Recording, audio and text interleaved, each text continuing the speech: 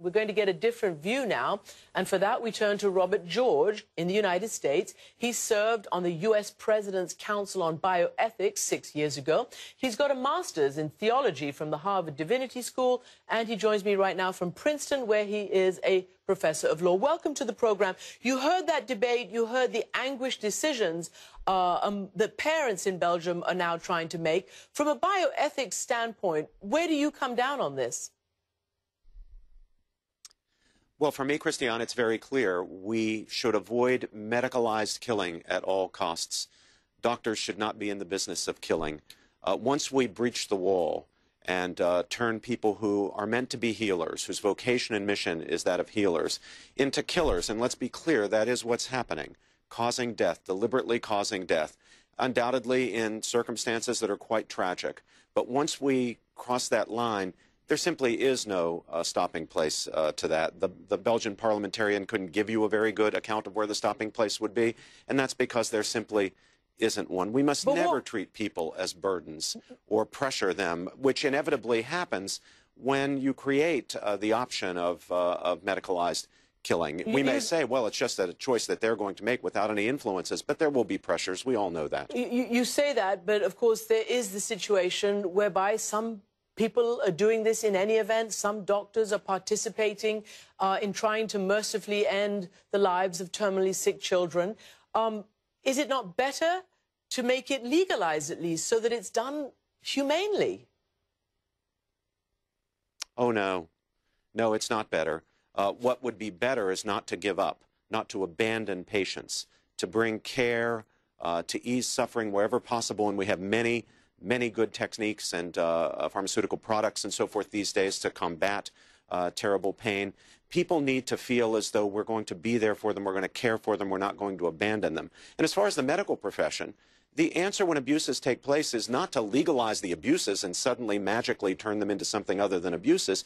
Rather, it's to rebuild the ethic of Hippocratic medicine. The Hippocratic Oath, at the foundation of all medicine, had an explicit prohibition of causing death in this way, of medicalizing killing. We need to return to that and rebuild that in the medical profession so doctors won't try to find an easy way out by killing patients, even at their request, but rather will bring care and tell patients they are not burdens. This has obviously been raging in the United States as well, certainly assisted suicide in certain states. Yes. Some of this is legal.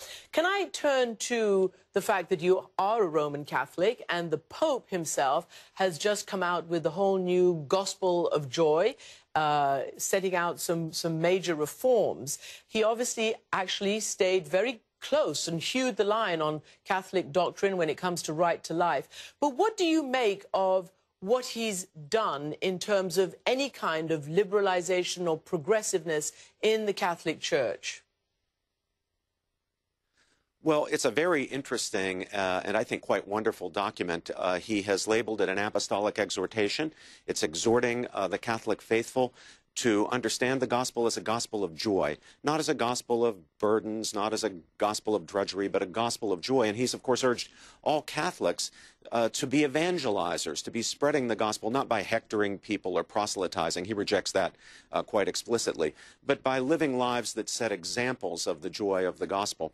Now, on the specific question you asked, Christiane, he has opened a discussion on many issues. As you say, the doctrinal and moral teachings of the Church are settled. He doesn't purport to try to reopen those issues. He believes that they're good and right, and that's why the Church teaches them. But on a whole range of other issues, including the proper conduct of the papacy itself, he's opened a conversation. He wants to hear from his brother bishops. He wants to hear from clergy. He wants to hear from faithful men and women who have something to say, something to contribute about how the Church should confront the challenges of the contemporary world. Mr. George, there are a lot of women today who are disappointed, Roman Catholic women, because obviously they vested a lot of hope in this new Pope to liberalize or improve the participation of women in the Church. Now, he's said frankly and blatantly that there would be no question of ordination of women, but he did suggest that there would be an increased role for women in the Church. How can you see that happening? Well, first, let's remember that not all women have the same political or moral or religious views. There are women who are disappointed Right, I'm talking and don't about agree those with the women. teaching of the Catholic Church. Then there are women on the other side as well. Now, what the Pope has said here, which I think should be something that's received favorably by all women, whether they tend to be more conservative or more liberally, and indeed by all Catholics, and that is within the doctrinal structure of the Church, even laying aside the question of women's ordination, which the Pope says is settled and is not open for discussion, there are ways, the Pope says, for women to participate more actively in the life of the Church, including in the exercise of authority. There's no reason with many church offices that women cannot hold them just as well as men. These are non-ordinational offices, but they're important offices, offices through which the Church carries out its mission. So the Pope wants to see more women participating, and he wants to hear from all of us about ways in which women can participate more actively.